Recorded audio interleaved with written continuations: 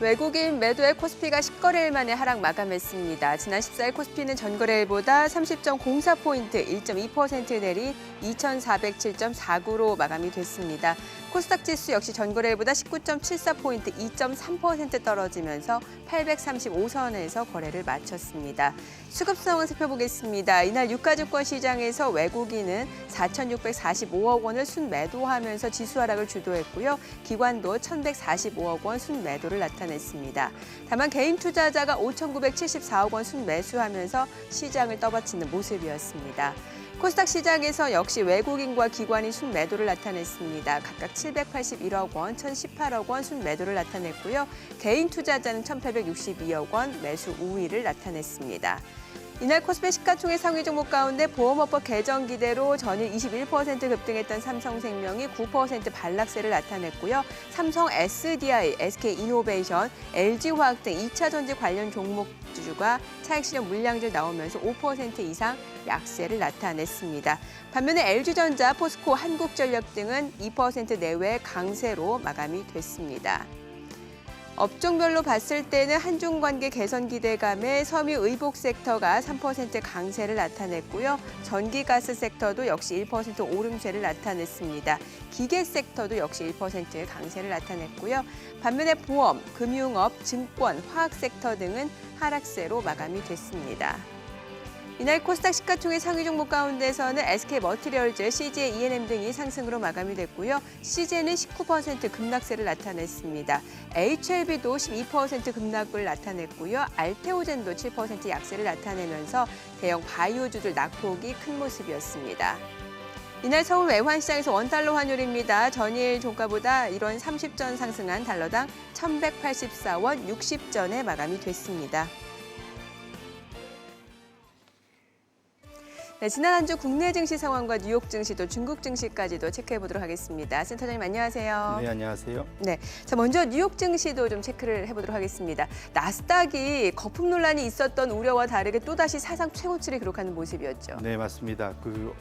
사실은 악재가 상당히 많이 있는 상황인데도 불구하고 시장이 결국은 유동성의 힘으로 그것을 이제 밀어올리는 그러한 결과를 나타냈고요. 특히 말씀 아까 주신 대로 이제 테슬라를 중심으로 한 기술주들이 시장을 끌어올리는 그러한 역할을 했습니다. 여기에 가장 큰 또 역할을 한 것이 금리 하락, 추가적인 다시 하락이 이제 가장 큰 성장주의 상승세를 주도했다 이렇게 평가를 하고 있습니다. 네, 자 이 가운데 또 경기부양책 협상은 여전히 난항을 벗어나지 못하고 있고 계속해서 교착 상태에 놓여 있는 거잖아요. 이거는 역시 돌발 변수로 작용할 가능성도 아직은 남아 있는 거죠. 예, 충분히 가능성이 높다고 보고 있고요. 이제 걱정을 이제 계속 제가 사실은 그 걱정을 6월 하반월부터 계속 이제 방송에 나와서 말씀드렸던 것 같은데 깜짝 놀랐습니다. 사실은 9월 8일까지 휴가들을 다 가셨더라고요. 예, 양당이 다 휴가를 가서 사실은 물리적으로 이제 9월 8일까지 협상이 안 되고 있는 상태고 그렇죠.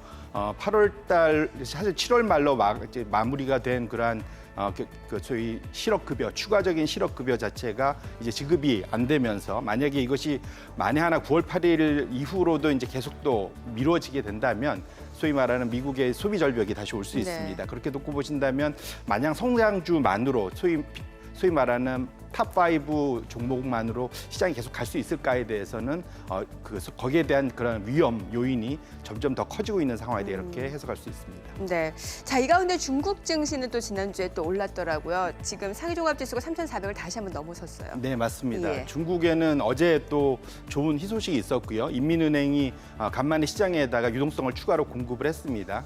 결국은 상당히 중국이 전 세계적으로 가장 먼저 코로나에 어려움을 겪었지만 가장 또 빠르게 또 회복세를 보이고 있는 현상을 나타내고 있는데요. 혹시 차트를 한번 열어봐 주시면 좋겠지만 이런 것들이 분명 한국 시장에도 이제 긍정적인 신호를 볼 수 있을 거다라고 생각을 하고 있습니다.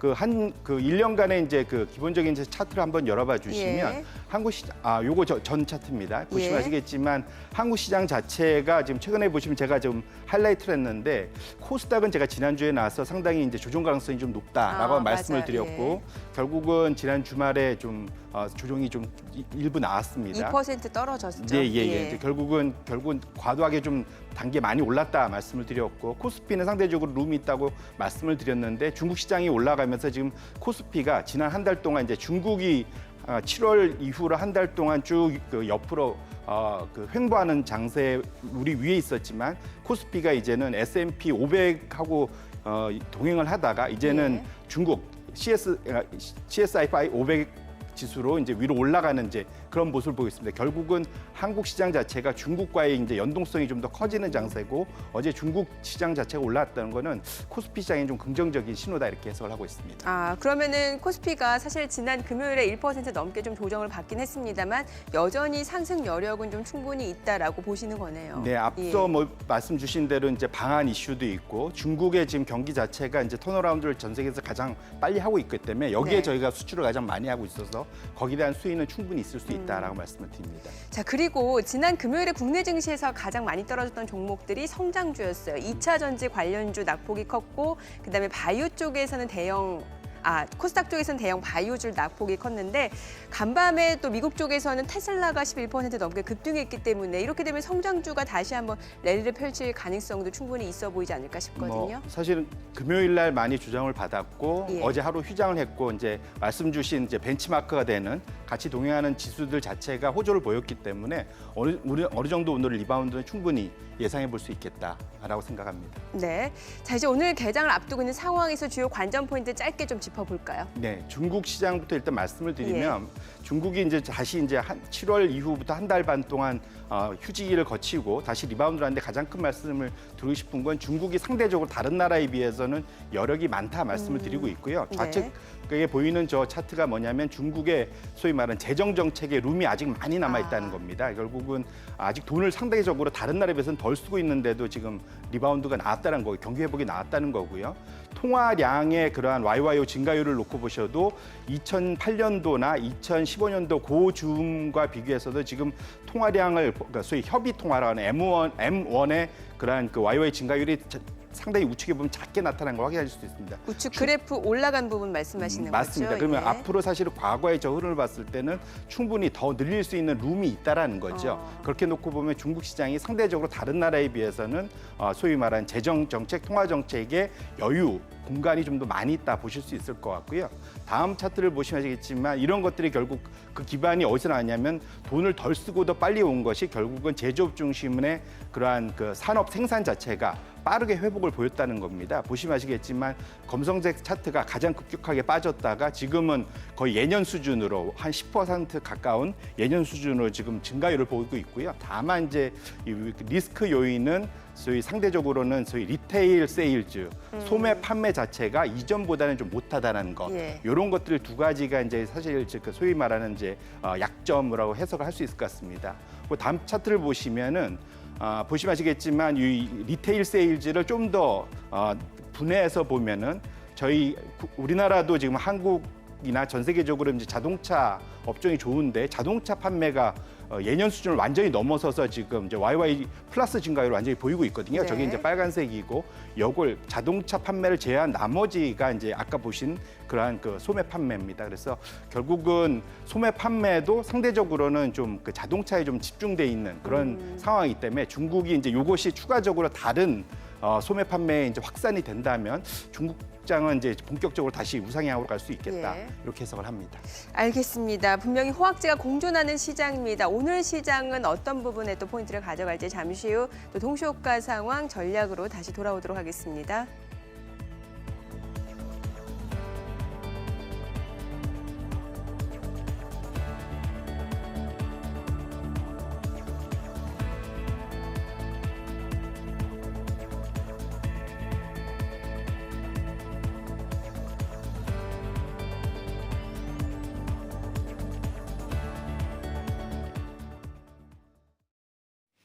이번 주 첫 거래일입니다. 전문가 연결해서 오늘장 전략 세워보도록 하겠습니다. 데일리머니 양종혁 수석입니다. 안녕하세요. 네, 안녕하세요. 네, 수석님, 뉴욕 증시에서 나스닥이 또 다시 사상 최고치를 경신했습니다. 특히 테슬라 주가가 11% 급등하는 모습이었고요. 반면에 추가 부양책 협상에는 진전이 없다 보니까 다우는 약보합으로 마감을 했습니다. 지금 국내에서 코로나19가 다시 확산되는 상황인데 오늘 증시 어떻게 전망하십니까? 네, 일단 미증시는 나스닥이 다시 한번 사상 최고치를 경신을 해주었는데요. 일단 나스닥 대표적으로 테슬라가 11% 급등하는 모습을 보여주었고 테슬라의 주가는 액면 분할 소식 발표가 나온 뒤 4거래일 동안 33.6% 정도 이제 폭등을 해주면서 31일 주식 분할된 기준의 시작일이 굉장히 기대가 되는 상황입니다. 네. 일단 1,800달러 수준인 테슬라의 주가가 300달러 수준으로 낮아진다면 소액 투자자들이 접근성 역시나 활발하게 될 것이라는 해석이고 그리고 지금 코로나 확진자가 다시 재확산 추이를 보여주면서 국내에도 긴장감이 돌고 있는데 일단 연휴간 여행자들이 많았고 주춤했던 확진자가 다시 4일간 이제 500명이 넘기 때문에 당분간 확진자는 계속 나올 수 있겠죠. 일단 최근 코로나 문제를 둘러싸고 뭐 치료제라던가 다양한 방안들이 나왔지만 틀이 명확하게 잡힌 것들은 아직 단 하나도 없습니다. 네. 불확실성한 이슈가 계속해서 이제 쏟아져 나오고 있고 투자 심리가 전체적으로 위축이 될 수 있는 상황으로 국내 증시에도 이제 불안감을 안겨줄 수 있겠는데 이런 상황에서도 일단 이번 주에 가장 중요한 포인트는 개인 투자자분들의 매수세가 되겠습니다.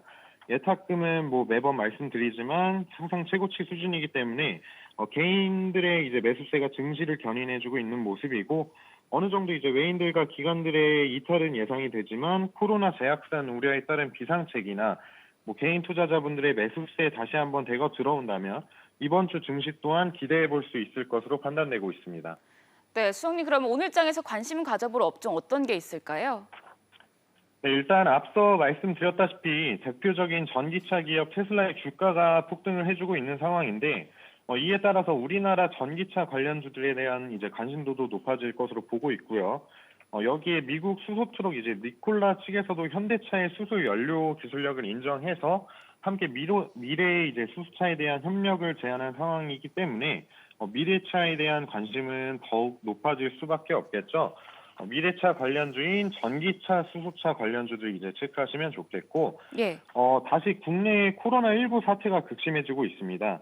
일단 대표적으로 이제 가장 먼저 초중고 학생들의 2학기가 시작되는데, 지난 1학기 때에도 매번 이제 미루고 등교할 일정을 이제 조율했었죠. 코로나 확진자들이 늘고 있는 이제 추세로 이제 시작하는 2학기에 혼란이 불가피할 것으로 보고 있고, 이에 따라서 최근 반등의 조짐이 보이고 있는 온라인 교육 관련주들을 눈여겨보시면 좋겠습니다.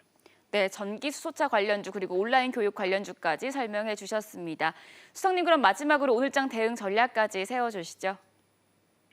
네, 다시 이제 코로나 확진자가 교회 외에도 곳곳에서 동시다발적으로 감염 사례가 나오고 있는데 확산 속도가 계속해서 빨라지고 있기 때문에 방역 당국에서는 이제 대규모 재유행의 초기 단계로 규정을 했고 투자 심리는 위축이 될 수밖에 없는 상황이겠죠.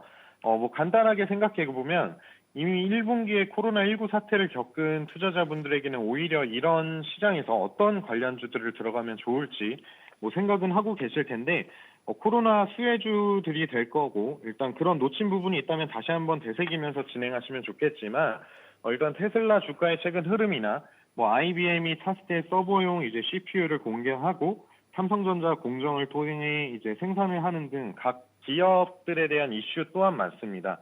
이런 부분 참고해서 각 대형 기업들과 협력하는 업체들에 대한 투자 관점이나 코로나 재확산 추이도 참고하셔서 오늘은 단기성 매매 관점이 아닌 가치 투자 관점으로 수익 매매를 실현하시는 게 좋겠습니다. 네, 알겠습니다. 말씀 잘 들었습니다. 양종혁 수석이었습니다. 지금까지 개장 전 3분 전략 세워봤습니다. 네, 지금 시간 8시 50분 지나가고 있습니다. 오늘 양시장 예상 체결지수 짚어보도록 하죠. 코스피가 오늘 0.5% 하락 출발 예상되면서 2,400선을 하회할 걸로 보입니다. 2,394.68포인트 지금 예상 체결지수 기록이 되고 있고요. 코스닥도 소폭 하락 출발 예상되고 있습니다. 832선 출발 예상되고 있습니다. 시가총액 상위 종목 예상 체결가 확인해 보도록 하죠. 오늘 대형주들 줄줄이 약세가 예상이 되고 있는 상황입니다. 삼성전자, SK하이닉스가 0.1%에서 0.6%가량 내림세 출발 예상되고 있고요. 삼성바이오로직스도 1% 하락 출발 예상되고 있습니다. 이 가운데 지난 금요일 낙폭이 두드러졌던 LG화학 오늘도 3%가량 추가적인 하락 출발 예상이 되면서 예상 체결가 67만 9천 원으로 기록이 되고 있습니다. 이런 상황에서 셀트리온, 삼성물산, 카카오는 강세가 예상이 되고 있는 상황입니다. 특히 카카오 지난 금요일에도 견조한 오름세를 나타내줬었죠. 오늘도 역시 1% 넘는 강세가 예상이 되는 나타나면서 오름세 예상이 되고 있고요. 셀트리온도 역시 1% 넘는 상승 출발 예상되고 있습니다. 예상 체결가 31만 원으로 나타나고 있습니다. 자, 이 가운데 일부 경기 민감주들 강세도 예상이 되고 있습니다. 조선주 가운데서는 한국조선해양과 현대미포조선 상승세 예상이 되고 있고요. 특히나 한국조선해양이 3% 강세가 예상이 되고 있습니다. 자, 이 가운데 또 건설주들 GS건설과 현대건설도 역시 상승 출발 예상이 되고 있습니다. 빠른 종목 순환매, 업종 순환매가 예상이 되고 있는 국면이다라고 보시면 될 것 같습니다. 코스닥 시가총액 상위 종목 예상 체결가 확인해 보도록 하겠습니다. 역시 종목별로 차별화 장세가 이어질 걸로 보입니다. 이 가운데 셀트리온 헬스케어가 소폭 하락 출발 예상되고 있고요. 시즌입니다. 오늘은 8% 급등 출발 예상이 되고 있습니다. 지난 금요일에 하락세를 나타냈었고요. 많이 떨어졌었죠. 오늘 일부 또 저가 매수세, 반발 매수세 유입이 예상이 되면서 8% 강세가 예상되고 있고요. 이 가운데 HLB도 0.7% 반등 출발 예상되고 있습니다. 알테오젠과 셀트리온 제약은 하락 출발 예상이 되고 있는 상황입니다.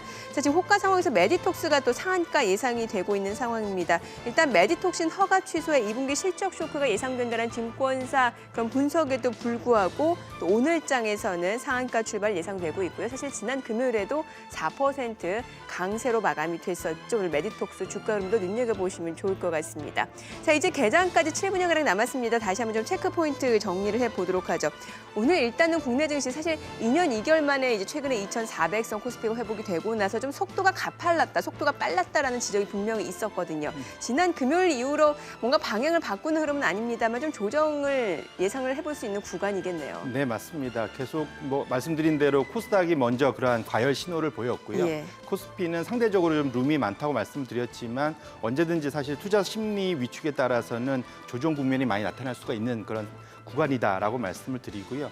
확실한 것은 이제 코스피는 다만 상대적으로는 그 종목별로는 아직은 이제 룸이 있는 그런 업종이나 종목들이 좀 일부 있기 때문에 상대적으로 코스닥보다는 조금만 안전한 그런 상황이지 않겠냐 이렇게 말씀을 드립니다. 특히 최근에 그 국내에서 이제 코로나19 신규 확진자 수가 급증을 하면서 다시 한번 이제 코로나19 그 테마주라고 불리는 종목들 있잖아요. 아니면 뭐 온라인 교육주라든지 진단키트 업체라든지 마스크 업체들이 다시 한번 오르장에서 오름세 예상이 되는데 이런 종목들은 어떤 접근 방법이 좋을까요? 사실 최근 들어서 제가 듣기로는 이제 마스크나 이런 것들은 국내에 충분히 생산이 되고 있기 때문에 이전과 같은 품귀 현상, 사재기 현상들은 이제 나타나기 어려울 거라고 보고 있습니다. 제가 알기로는 뭐 하루에 1인당 한 명 판매를 충분히 사용할 만큼 생산이 되는 걸로 알고 있어서 그렇게 놓고 보신다면 마스크와 관련된 것들은 그러니까 일시적으로 그런 투자 심리 때문에 올라갈 수는 있겠지만 전과 같은 그러니까 품귀 현상은 아닐 거고요. 다만 진단과 관련된 이슈들은 충분히 다시 좀 나타날 수 있고 전 세계적으로도 이것은 사실 수출주라고 봐야 되지 않겠습니까? 그래서 그렇게 놓고 보신다면 전 세계적으로 아직은 이것이 전혀 안정이 안 되고 계속적으로 늘어나고 있기 때문에 그렇게 놓고 보신다면 이것 자체는 결국은 그 글로벌 그런 코로나 확산세와 연동해서 보시는 게 맞다 말씀을 드리고 오히려 한국 시장에서 봐야 될 것은 우리나라가 지금 2분기 경제 성장률이 전 세계에서 제일 방어를 잘했지 않습니까? 양호하죠. 예. 그 이유 자체가 사실 코로나 방역을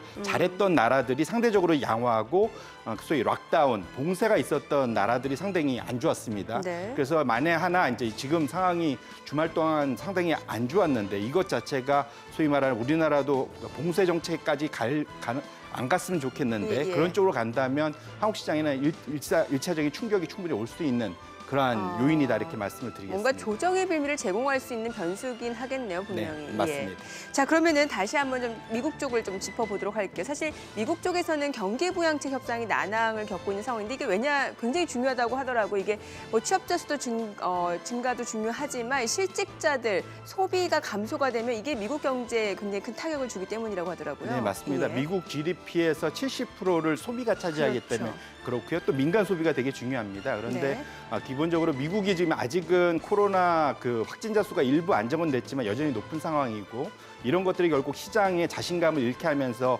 경제 주체들의 그 활동성을 주춤하게 만들었습니다.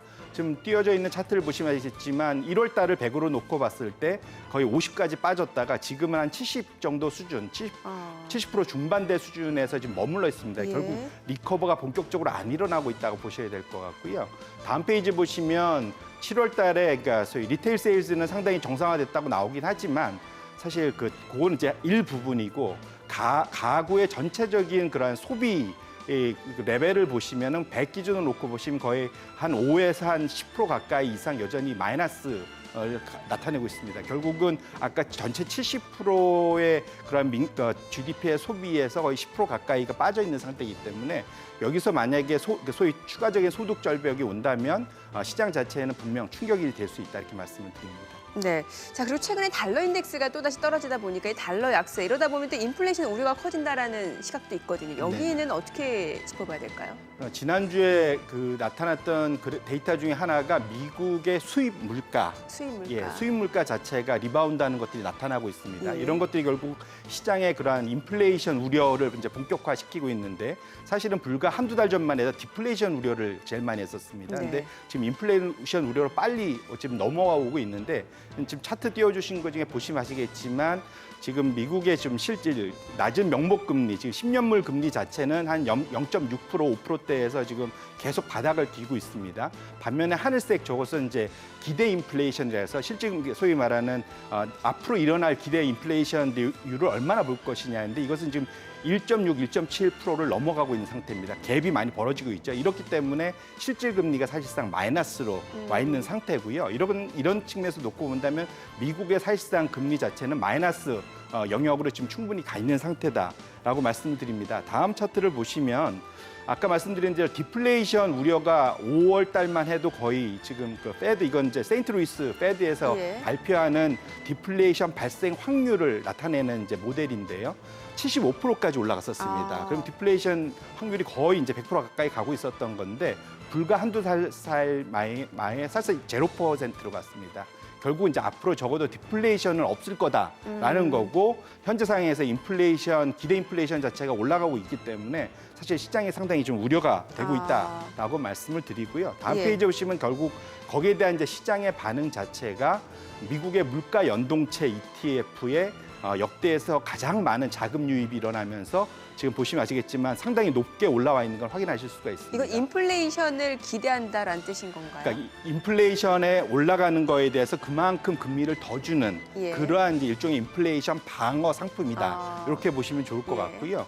결국은 이것은 어찌 보면 이따 말씀 같이 논의할 금 가격하고도 이제 연동이 돼 있습니다. 그래서 네. 결국은 기대 인플레이션 자체가 올라가는 것에 대한 우려 때문에 일반 그런 채권, 미국 국채를 사지 않고 인플레이션 그러니까 대응하는 물가 연동체를 산다는 측면에서 적어도 시장에서는 앞으로 인플레이션이 올 거에 대한 우려가 분명히 있다 이렇게 말씀을 드리겠습니다. 그러면은 개인 투자자도 뭔가 물가 연동체 ETF에 좀 투자를 해야 될 것 같고 뭐 인플레이션이 예상된다면 그에 따른 전략도 좀 필요할 것 같아요. 네, 맞습니다. 사실은 그러니까 이게 디플레이션 우려하다가 불과 한두 달 사이에 이제 인플레이션 우려가 되면서 상당히 좀 헷갈리실 수 있을 것 같은데요.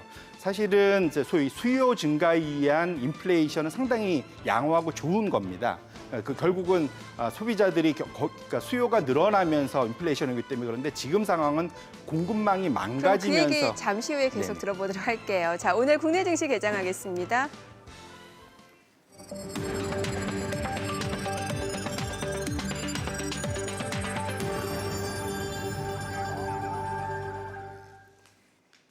네, 8월 18일 화요일 국내 증시 개장했습니다. 일단 나스닥이 또 한 번 사상 최고치를 기록했습니다. 여전히 미국에서는 5차 경기 부양책 협상이 난항을 벗어나지 못하고 있습니다. 교착 상태에 빠져 있고요. 당분간은 또 협상 재개가 힘들어진 상황입니다. 그럼에도 불구하고 S&P 500도 소폭 상승세를 나타냈고요. 특히 나스닥 같은 경우는 대형 기술주들 강세가 시장 상승을 주도했습니다.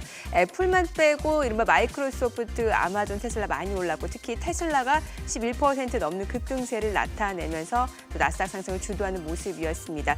이런 상황에서 국내에서는 코로나19 신규 확진자 수가 다시 한번 증가 추이를 나타내고 있습니다. 이러한 부분에서 다시 한번 또 돌발 변수로 작용되지 않을까라는 그런 우려가 있는 상황이고요. 특히나 지난 금요일 코스피가 10거래일 만에 1% 약세를 나타냈기 때문에 또 조정의 빌미 가능성도 여전히 우려가 되고 있는 상황입니다. 자, 과연 국내 증시 오늘장에서 또 개인 투자자의 주도 장세가 이어질 수 있을지 시장 출발 지수부터 확인을 해보도록 하겠습니다. 코스피입니다. 오늘 약보합 지금 보시게 되면 약보합 출발 나타내고 있습니다. 2,405.84포인트고요. 코스닥도 역시 약보합권입니다. 833.63포인트입니다. 시가총액 상위 종목 시초가 확인을 해보도록 하겠습니다. 삼성전자가 1% 상승세를 나타내고 있습니다. 58,800원이고요. SK하이닉스 0.2% 내림세. 이 가운데 삼성바이오로직스 강보합권으로 80만 1,000원입니다. 네이버가 0.8% 올라가네요. 30만 7,500원이고요. LG화학 지난 금요일에 2차전지 관련주 하락세가 두드러지는 모습이었는데 오늘 또 추가적으로 하락세가 이어지고 있습니다. 1.7% 떨어지면서 68만 8,000원에 거래가 되고 있습니다. 자, SK바이오팜도 3% 약세, 현대모비스도 2% 내림세입니다. 자, 이 가운데 또 중국 소비주 아모레퍼시픽을 필두로 역시 4%대 약세 흐름 이어지고 있습니다. 사실 최근에 경기 민감주 중국 소비주가 순환매 차원에서 또 많이 오른 감이 있었습니다만 오늘장에서는 4%에서 3% 낙폭이 조금 더 커지고 있는 상황입니다. 이 가운데 LG생활건강은 여전히 0.6% 견조하게 오름세를 나타내면서 사흘 연속 상승세 이어지고 있습니다. 특히 LG생활건강 최근에 또 외국인 러브콜을 받고 있는 종목이고요. 오늘장에서도 외국계 창구를 통해서 순매수세 유입은 이어지고 있는 상황입니다. 자, 코로나19와 관련된 테마주 좀 살펴보도록 할게요. 오늘 마스크 관련주, 자 그리고 온라인 교육주들 강세 이어지고 있습니다. 50, 웰크롬, 모나리자, KM이 지금 4%, 7%, 3% 강세 흐름 이어지고 있고요. 이 가운데 온라인 교육주, 애니능률, 비상교육, 메가스터디도 8%대 강세 흐름 이어지고 있는 상황입니다. 역시 코로나19 국내에서 신규 확진자 수가 급증하고 있다는 측면에서 관련 테마주들이 다시 한번 좀 강세를 나타내고 있고요. 철저하게 순환매 차원에서 움직인다는 측면에서 각별하게 투자하실 때는 또 유의하실 필요가 있다는 점 다시 한번 말씀드립니다. 코스닥 시가총액 상위 종목 시초가도 확인해 보겠습니다. 셀트리온 헬스케어가 0.8% 상승세입니다. 10만 5,100원에 거래되고 있고요. 이 가운데 HLB, CJ, ENM, 펄어비스 약세입니다. CJ입니다. 지난 금요일에 낙폭을 지금 만회하려는 모습입니다. 12% 넘는 급등세고요. 24만 9,800원입니다. 이 가운데 알테오제는 추가적인 하락세 좀 이어지고 있는 상황이고요. HLB도 1% 내림세 계속해서 이어지고 있습니다. 8만 8,300원이고요. 앞서 호가에서 봤던 메디톡스 지금 상한가입니다. 지금 보시게 되면 24만 3,100원입니다. 사실 최근에 관련해서 메디톡신 허가와 관련해서 허가 취소, 그렇기 때문에 이 분기 실적 쇼크가 예상된다라는 그런 증권사 분석도 있었습니다만 또 일부 증권사에서는 메디톡스에 대해서 모든 악재가 해소됐다라는 그런 소식까지 나오고 있습니다. 그러니까 일단 집행 정기 신청이 나왔는데 품목허가 취소 처분이라든지 회수 폐기 명령에 대해서 메디톡스가 지금 식품의약품안전처를 상대로 제기를 했고요. 이런 부분이 다시 한번 당분간은 메디톡슨을 생산하고 판매할 수 있게 되면서 이런 부분이 또 호재로 인식이 됐습니다. 그에 따라 주가는 다시 한번 상한가 기록이 됐고요. 사흘 연속 상승세 이어지고 있습니다. 지금 시각 9시 4분 지나가고 있습니다. 수급 상황 확인을 해보도록 하죠. 오늘 유가증권 시장에서 외국인과 기관 순매수세가 유입이 되고 있습니다. 각각 108억 원, 853억 원 매수 우위 나타내고 있고요. 개인 투자자는 오늘 973억 원 순매도를 나타내고 있습니다. 업종별 수급을 봤을 때 오늘 외국인은 전기전자 섹터에서 집중적으로 순매수를 보여주고 있고요. 그밖에 의약품, 화학 섹터에서도 외국인 매수 우위 이어지고 있습니다. 기관은 전기전자와 화학 섹터에서 역시 순매수를 보여주고 있는 상황입니다. 코스닥 수급 상황도 확인해 보겠습니다. 코스닥에서는 개인 투자자의 주도 장세가 이어지고 있습니다. 426억 원 매수 우위고요. 외국인과 기관은 209억 원 그리고 150억 원 순매도를 나타내고 있습니다. 지금 시각 9시 5분 지나가고 있습니다. 자, 환율도 체크를 해보도록 하죠. 오늘 외환 시장 개장 상황입니다. 달러 환율은 1원 떨어진 1,183원 60전에 개장이 됐습니다. 달러하고 금값 얘기를 좀 해볼게요. 사실 달러 약세가 좀 이어지고 있고 또 금값이 4개월에 다시 한번 최대폭으로 오르면서 워런 버핏 원래 귀금속 투자를 굉장히 꺼려한다고 하는데 네. 그 금광주를 또 매입했다는 소식도 나오더라고요. 네, 맞습니다. 예. 결국 워렌 버핏은 그러니까 금을 산 것 자체는 아니고요. 금광주. 그렇죠. 예. 금을 이제 채구라는 업체를 그렇죠. 샀습니다.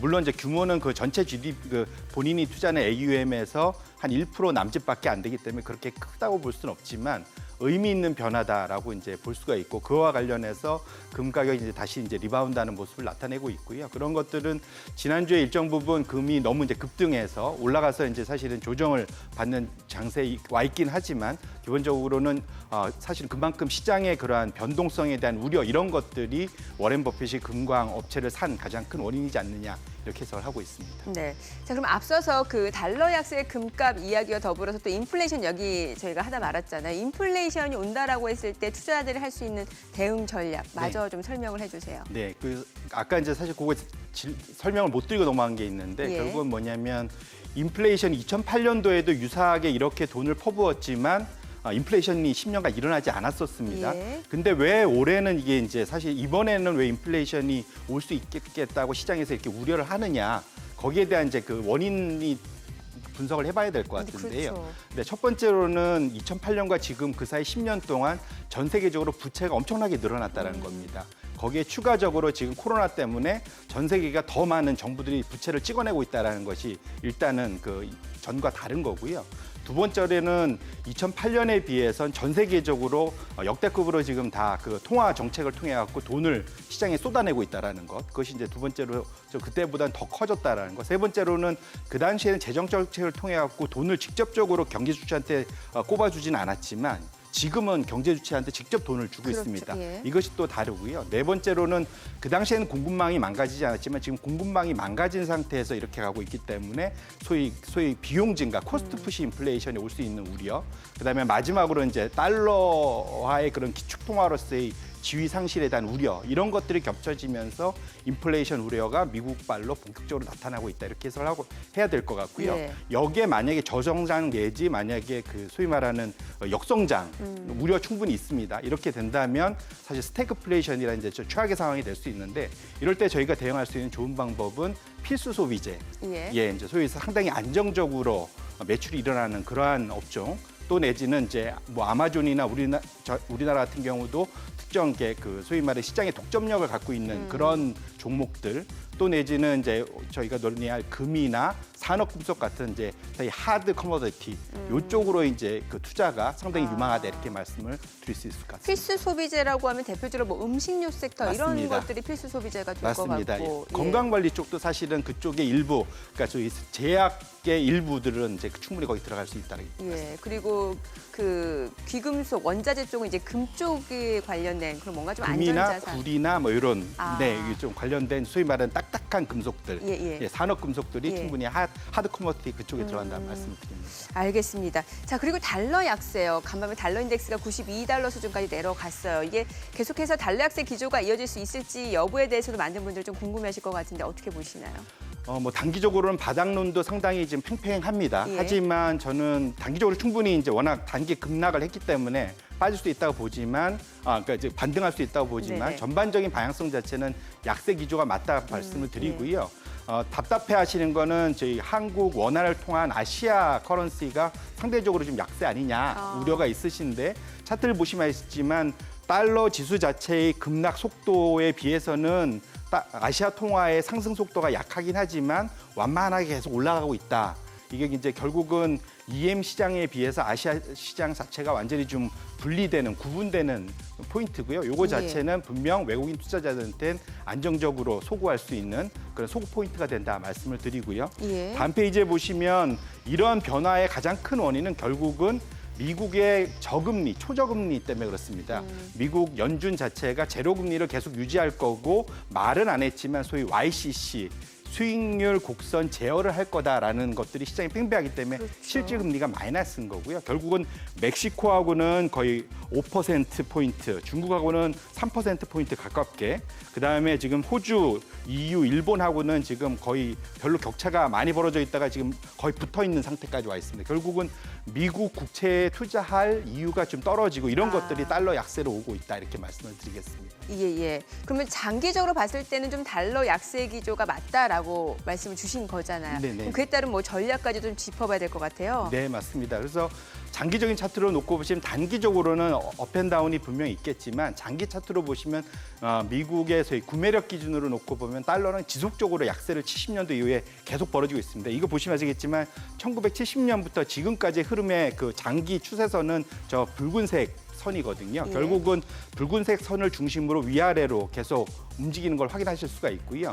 지금 지난 10년간 달러의 강세를 마무리하고 소위 말하는 달러 약세장 국면에 이제 본격적으로 들어가고 있다 이렇게 말씀을 드리고, 요 가장 큰 원인은 미국의 소위 그 경기 침체가 올 때마다 결국은 거기에 대한 대응책이 나오면서부터 이런 변화를 일으킨다 말씀을 드리고요. 이럴 때 보통 달러 약세 구간에서 과거에 어떤 자산군이 양호한 수익률을 보였나를 보시면 아시겠지만 저게 이제 짙은색 파란색이 이제 70년대, 그다음에 옅은색 파란색이 2000년도에 소위 달러 약세 구간에 우수했던 수익률을 냈던 자산군입니다. 예. 대표적으로 맨 왼쪽이 신흥국 주식이고요. 예. 그다음에 두 번째로는 이제 미국의 가치주, 그다음에 소형주, 그다음에 그 커머디티 뭐 이 예. 순위입니다. 그래서 아까 저희가 인플레이션 구간에서 어찌 보면은 상당히 좋은 성과를 냈던 거하고 일정 부분은 좀 유사한 모습들을 나타내고 있습니다. 그래서 기본적으로 달러 약세 자체는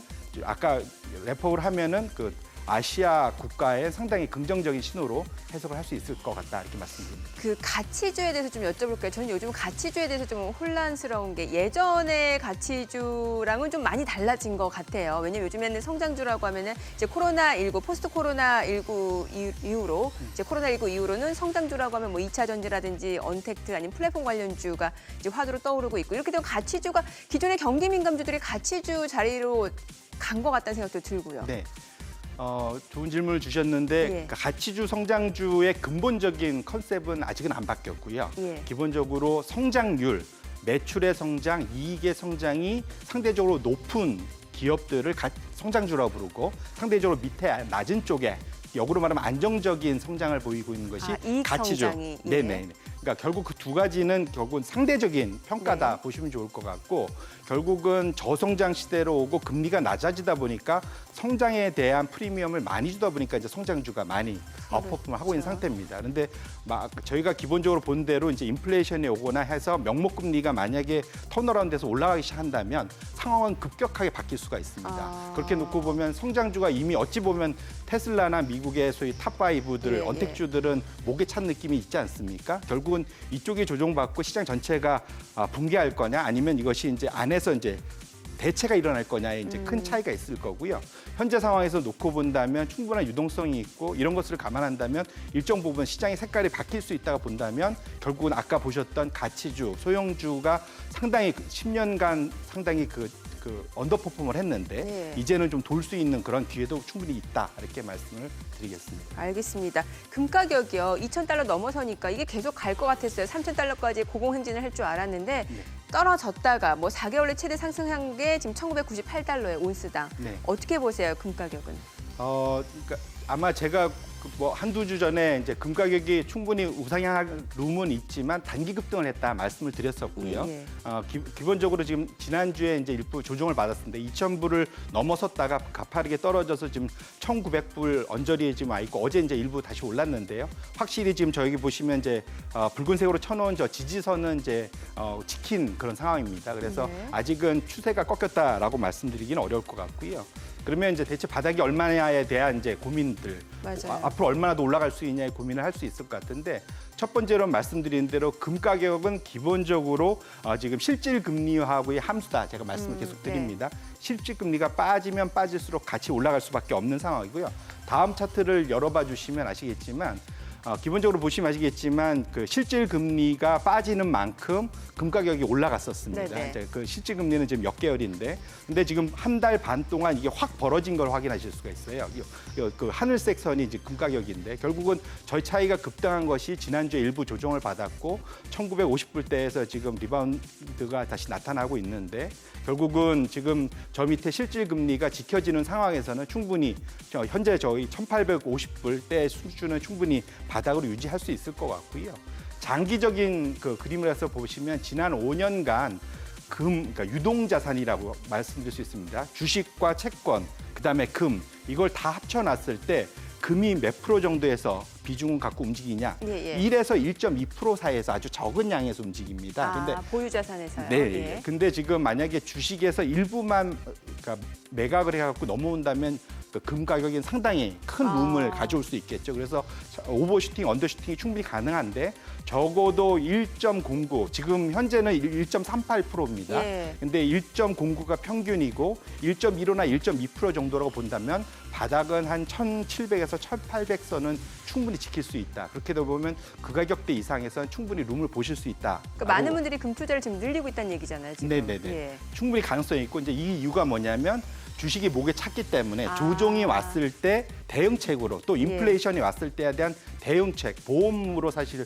투자하셔야 되고 또 이거 너무 많이 여기에다가 소위 말하는 그 소위 밀어서 한 바구니에다가 모든 걸 담는 건 좀 위험하다. 그래서 일정 수준으로 보험 성격으로는 지금 가격에서도 충분히 서서히 사들어가도 된다 이렇게 말씀드립니다. 지금도 충분히. 네네. 예.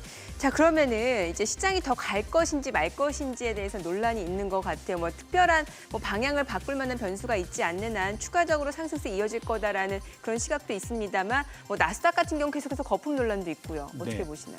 뭐 제가 계속 말씀드리지만 지금 정도의 레벨이면 조정이 와도 거기에 대해서 아무도 이제 비난할 수 없는 수준까지 이상할 지금 게 없죠. 예, 많이 와 있습니다. 그래서 대표적으로 이제 소위 버핏 인디케이터라는 게 있습니다. 버핏 네. 지표라는 게 있는데 정작 버핏은 최근 들어서 잘 안 본다라는 이제 그런 우스갯소리도 있는데요. 차트를 한번 열어봐 네네. 주시면 되게 심플한 겁니다. 이거는 주식 시장의 시가총액 전체의 합을 그 나라의 GDP로 나눈 그러한 지표고요. 이것이 예. 이제 시가총액이 너무 늘어나면 이것이 1을 넘어가면 이제 고평가됐다. 보통 이렇게 표현합니다.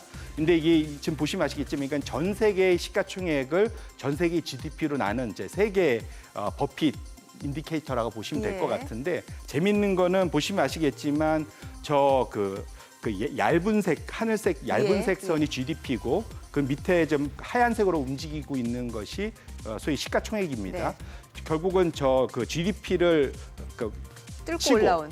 뚫고 올라올 때마다 그 다음에 조정이 아. 분명하게 나왔었습니다.